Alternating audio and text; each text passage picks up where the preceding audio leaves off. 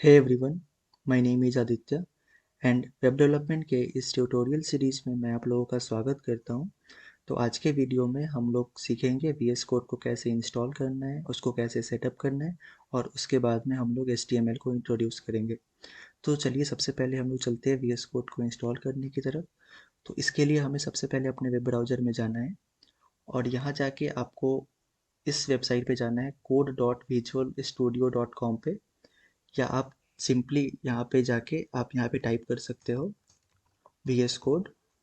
और VS code को type करने के बाद जो आपको सबसे पहला वेबसाइट दिखेगा आप वहाँ पे जाओ, और वहाँ पे जाने के बाद आपको यहाँ पे डाउनलोड फॉर विंडोज़ दिखेगा। तो जैसा आपका ऑपरेटिंग सिस्टम होगा उसके अनुसार आपको यहाँ पे डाउनलोड करने का ऑप्शन दिखेगा। आप यहाँ पे डाउनलोड के ऑप्शन को क्लिक कर देना और डाउनलोडिंग ऑटोमेटिकली स्टार्ट हो जाएगा, और यहाँ से आप आके इसको सेव कर देना। और जैसा आपका इंटरनेट का कनेक्शन होगा उसके हिसाब से ये डाउनलोड होना स्टार्ट हो जाएगा। तो ज़्यादा ज़्यादा MB का ये नहीं है, ज़्यादा साइज़ नहीं है इसका, तो ज़्यादा टाइम नहीं लगेगा डाउनलोड होने में। तो थोड़ी देर में डाउनलोड होने के बाद हम लोग इसको इंस्टॉल करेंगे। तो देखिए अभी डाउनलोड हो ही चुका है। अब मैं इस पर क्लिक करता हूँ। तो इसके बाद देखिए आपको यहाँ पे दिख रहा है ये सारी चीज़ें। आपको अगर पढ़ना है तो पढ़ सकते हो। और इसके बाद आके सीधे आपको आई एक्सेप्ट द एग्रीमेंट पे क्लिक करना है। इसके बाद आपको नेक्स्ट पे क्लिक करना है। और आपको ध्यान रखना है कि ये चारों जो ऑप्शन है ना, ये आपका टिक होना चाहिए। अगर आप चाहते हो कि आपका डेस्कटॉप पे भी एक VS कोड का आइकन हो तो आप इसे भी क्लिक कर सकते हो। मैं नहीं चाहता कि वहाँ हो, तो मैं इसे छोड़ देता हूँ अभी के लिए। और इस पे आके नेक्स्ट करता हूँ, और यहाँ से आके यहाँ पे आके मैं इस पे इंस्टॉल पे क्लिक कर देता हूँ। और इसके बाद इसके बाद थोड़ा देर आपको वेट करना है जब तक ये इंस्टॉल हो जाए। और देखिए ये बहुत जल्दी इंस्टॉल हो गया, मतलब आपके कंप्यूटर के हार्डवेयर के हिसाब से ये इंस्टॉल हो जाएगा। और उसके बाद आपको यहाँ से फिनिश कर देना है। फिनिश करते ही ये विजुअल स्टूडियो कोड को लॉन्च कर देगा, आप इसको टिक कर देना। और उसके बाद आप यहाँ पे आके फिनिश पे क्लिक कर सकते हो, और फिनिश पे क्लिक करते ही वो लॉन्च हो जाएगा। तो मैं इस पे क्लिक करता हूँ और देखना आप ये यहाँ पे आके लॉन्च हो गया। तो हम लोग HTML सीखने के लिए अपना सारा सेटअप कर लिए हैं। तो अब चलते हैं HTML को स्टार्ट करते हैं सीखना। तो जैसा कि मैंने आपको पहले भी बताया है कि HTML जो है वो आपके वेबसाइट के स्ट्रक्चर को डिफ़ाइन करता है।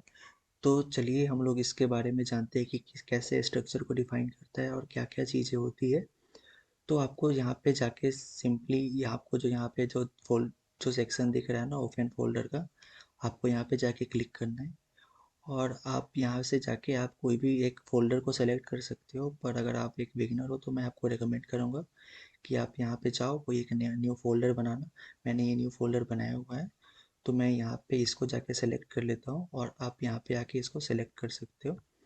और इसको सेलेक्ट करने के बाद आप यहाँ पे देखो, आपको ऊपर में सबसे ऊपर में ये जो आइकन दिख रहा है, ये आइकन है फाइल का।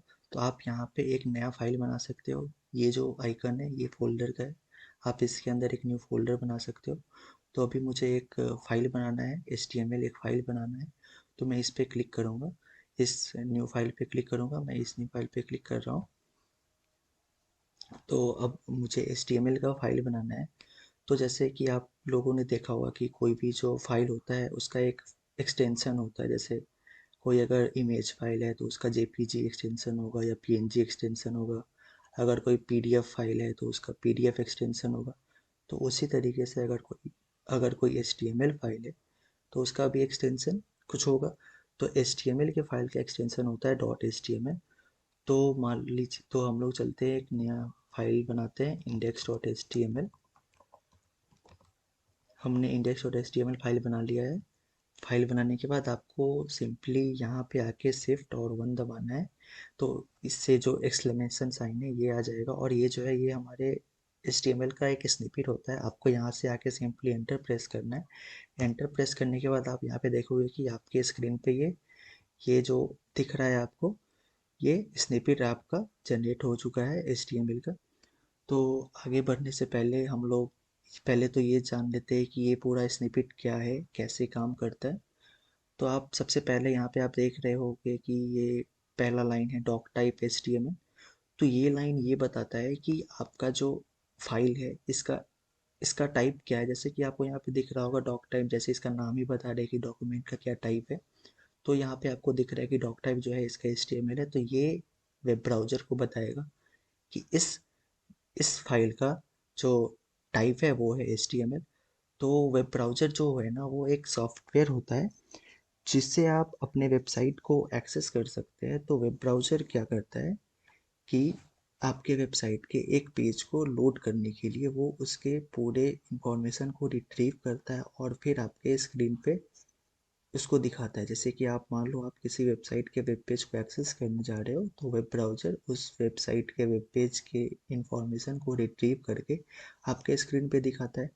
तो उसी तरह से यहाँ पे जब आप इसको चलाओगे तो वेब ब्राउज़र इसको ऊपर से नीचे तक स्कैन करेगा। वेब ब्राउज़र इसको हमेशा ऊपर से नीचे की तरफ ही स्कैन करता है, और जब मान लो आप यहाँ से जब नीचे वाले लाइन में आओगे तो लेफ्ट से राइट की तरफ स्कैन करेगा। तो यहाँ पे इसने स्कैन करके इसे पता चला कि इसका डॉक टाइप है HTML। उसके बाद ये नीचे आएगा और इसके बाद इसको ये पता चलेगा कि ये जो चीज़ है ये क्या है, मीन्स कि इस HTML का कौन सा वर्जन है। ठीक है। और यहाँ पे आने के बाद आपको यहाँ पे ये दिख रहा हो कि लैंग्वेज जो है वो इंग्लिश है। और इस HTML के बाद जो नया टैग आना चाहिए, ये सारा जो भी है ना, ये डॉक टाइप HTML है, ये सारा टैग है। मैं आपको बताऊंगा टैग क्या होता है। पर अभी जो हेड है वो HTML के बाद आता है, और हेड के अंदर ना पूरा मेटा डेटा स्टोर होता है। जैसे पहला मेटा डेटा है कि मेटा कैट सेट UTF-8। तो ये बताता है कि आपके वेबसाइट में जितने भी कैरेक्टर होंगे ना, वो UTF-8 मतलब कि अभी के जनरेशन में जितना भी कैरेक्टर है वो इसके अंदर आता है। मीन्स आप अपने वेबसाइट पे सारे कैरेक्टर को डिस्प्ले करा सकते हो। तो अगला आता है Meta HTTP equip XUA compatible content IEH। तो ये जो टैग है ये आजकल उतना इम्पोर्टेंस नहीं है, क्योंकि आजकल जो भी वेब ब्राउज़र है वो इतना कंपैटिबल है कि वो किसी भी टाइप के HTML के पेज को रेंडर कर सके। पर ये जो है ये बहुत साल पहले, मीन्स 2010-9 के टाइम पे आप ऐसा समझ सकते हो कि जो इंटरनेट एक्सप्लोरर था वो उस टाइम के HTML पेज को वो रेंडर नहीं कर पाता था। तो उसको कंपैटिबल बनाने के लिए हम लोग इस स्टेटमेंट को यूज करते हैं। एंड उसके बाद आता है meta name equal to viewport content width equal to device width initial scale equal to 1.0।